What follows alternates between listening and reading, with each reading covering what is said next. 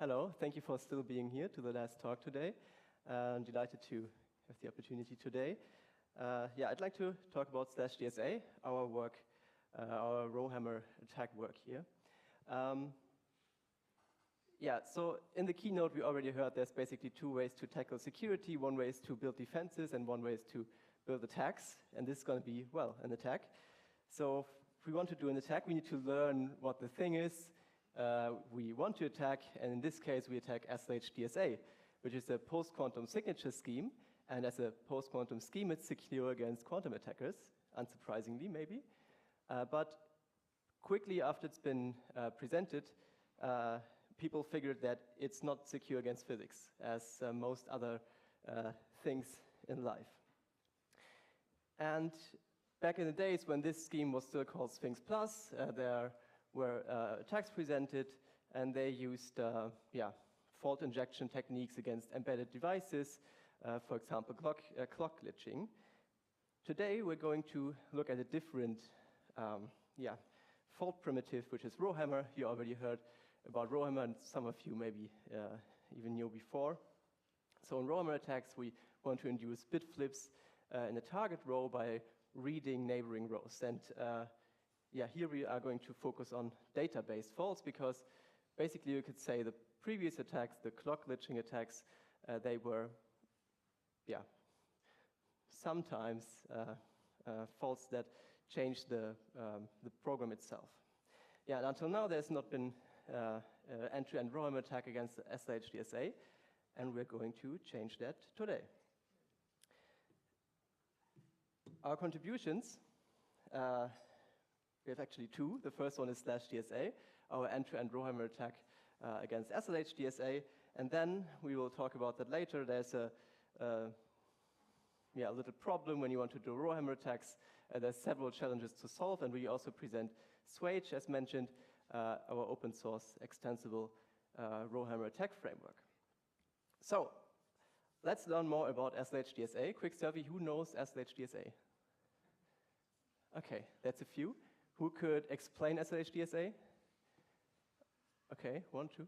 I couldn't. I still do it anyways. Okay, so SLH-DSA stands for Stateless Hash-Based Digital Signature Algorithm and has been standardized in 2024 by NIST. So it's a hash-based signature algorithm that's very interesting because we need hash functions anyways when we want to produce signatures, and this one only relies on the security of hash functions. In fact, you could say that SLH-DSA is not one signature scheme, but rather 3 signature schemes in a trench code acting as one. So it uses under the hood the force, which is forest of random subsets, to sign messages, or hashes of messages actually.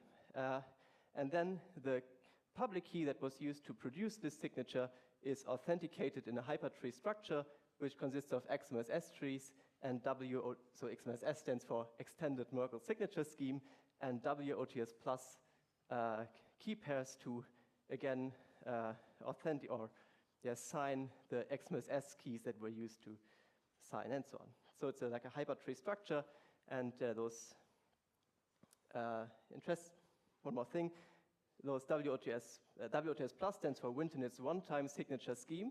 So one thing to remember, it's a one-time signature scheme, so if you use one key pair on 2 different messages, we have a problem. That's very important for this attack. Because when we do fault attacks against this scheme, we somehow change intermediate values, and this results in change of the thing we sign using WOTS plus, and this leaks secrets, which brings us to SLasH-DSA. So when we do an attack against embedded devices, for example, we do, for example, clock glitching attack, and we hope that some intermediate value changes. Maybe we skip an addition or multiplication, and then suddenly we have a different value. And that's you could say, relatively simple attack primitive. And just say that because hopefully the author of the previous work is not here. There's very many technicalities, of course. For a Rowhammer attack, however, we need some prerequisites. We need, as we call it, spatial and temporal suitability. And spatial suitability means we need like a region in memory that we can actually induce bit flips in reliably. And we also need temporal suitability, which means we want some time between writing a value and reading the value again, so we have enough time to actually do our hammering in that period of time. So our roadmap will be, we will analyze the scheme briefly, then after analyzing the scheme or the implementation, we do the hammering, and after we perform a step which is called grafting, which we will discover in the next slide what that means. So this is the overview of SLH-DSA in principle. So as mentioned, at the bottom we have those WOTS plus keys, and beneath that we even have this other scheme, force, which you just don't care for today. And as mentioned, at the bottom we sign using WOTS plus the public key of the force key pair that was used to sign the message, and then the public key of this WOTS plus instance is then authenticated in an XMSS tree, which results in we have it here, value PK1, which is then again signed, and so on and so on. Okay, so this value PK1 here is very interesting for us because this is signed using this next layer WOTS plus instance, and as it turns out, when we somehow fault the computation of this XMSS tree, then we get a different value PK hat 1. And when signing this changed value PK hat 1, we get a different WOTS plus signature at the top there, sigma hat 2. And this is very interesting for the attacker because due to the structure of those WOTS plus signatures, we get a kind of, like a gap between sigma 2 and sigma hat 2. And this gap can then be used by the attacker to insert a grafted tree, which we call in a post-processing phase. And the larger this gap between sigma 2 and sigma hat 2, the easier it is for the attacker to actually do this grafting step. Okay. Again, we need to go deeper. So let's look at XMSS. Remember this, the analysis for our attack, which we need for all of this to work. So this is an XMSS tree, and it's a Merkle tree, and in this tree, a node is defined by the hash of the concatenation of its children. Yeah, that's basically everything we need to know about XMSS, and basically in SLH-DSA we have to compute these XMSS trees all the time. So we take a look at how this is implemented in SLH-DSA in the following. So basically we start with an empty tree, and we want to compute this root node, which is important for the signing. So we want to compute H1, 2, 3, 4, and for that we first have to compute H1, 2, and then compute H3, 4, and then hash it. So we start with the left child, H1, 2, and again this one is computed as the hash of H1 concatenated with H2. So we have to continue with H1, and this is the leaf node. And at the leaf there are these WOTS plus instances, as I mentioned before. So we just compute this WOTS plus public key here, and we just put H1 on the stack. We just remember it for a second, and continue with the right child, compute H2 in a similar manner. And now we have H1 and H2. We concatenate them and hash them, and we computed H1, 2. And again, we put it on the stack. And similarly to before, we do it on the right-hand side. We want to compute H3, 4, and we compute H3. We put H3 on the stack. We compute H4, and we concatenate H3 and H4, hash it to get H3, 4. Then we have H3, 4, concatenate this with H1, 2 to compute the root node of the whole thing. So why did we do that? Why did we do that? Well, one thing we can observe here is that H1, 2 resides on the stack in memory for a very long time. Half the runtime of this algorithm, H1, 2 just sits there waiting to be used once the other half of this tree has been computed.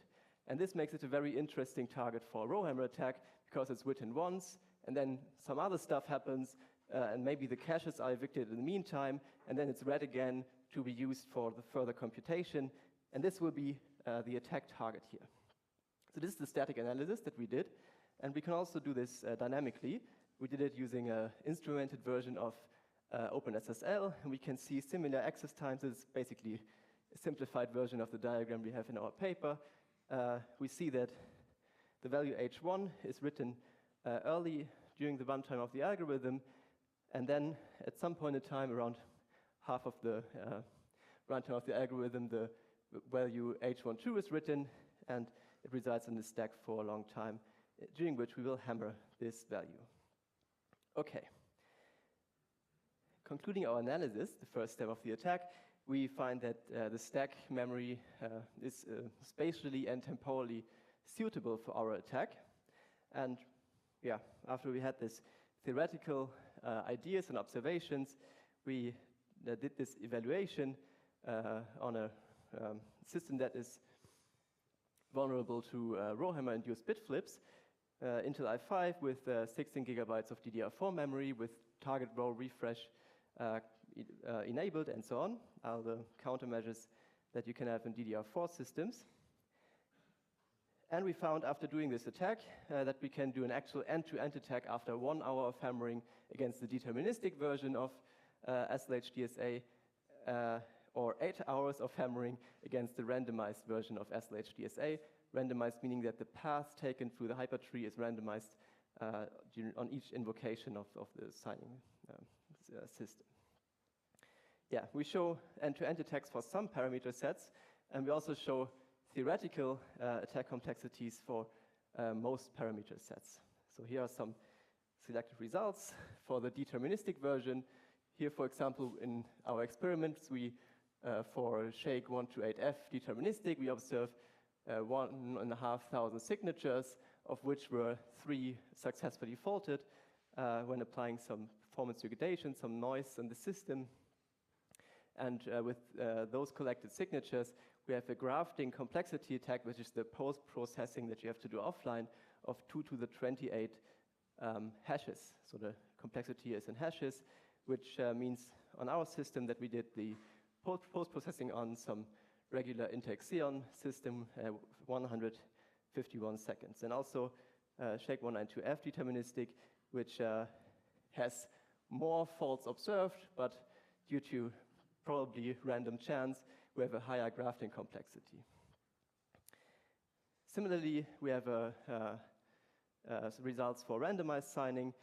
For example, SHAKE192F with over 209 faulted signatures in 8 hours. We have a grafting complexity of 2 to the 31 and 1,500 seconds, so still very feasible. And also some theoretical results. Full tables are available in our paper. So this is the first main contribution here. We present SLasH-DSA, the first end-to-end Rowhammer attack against SLH-DSA, and we also introduce an exact attack complexity analysis because figuring out the actual grafting complexity is a bit involved. Okay, we want to do this attack, so we need software, right? It's a software-induced fault, so we need to write software.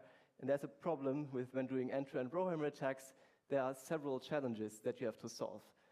We were presented with one of the problems earlier. The DRAM address reverse engineering is one of them, and there's several more that we will talk in a second.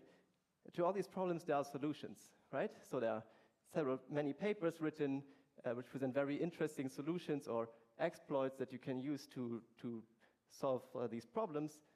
But yeah, usually they are kind of coupled to their code base, their artifacts, and it's hard to combine all these things in your own way. And until now, there was no extensible end-to-end Rowhammer framework that you can just use and plug in your problem that you want to solve or your thing you want to break in this case for your attack. We changed it now with SLasH, which is a tool that blacksmiths need. Okay, what is SLasH? So it's basically a pipeline of modules that interact with other in some way. So as mentioned, we need to reverse engineer DRAM address mappings.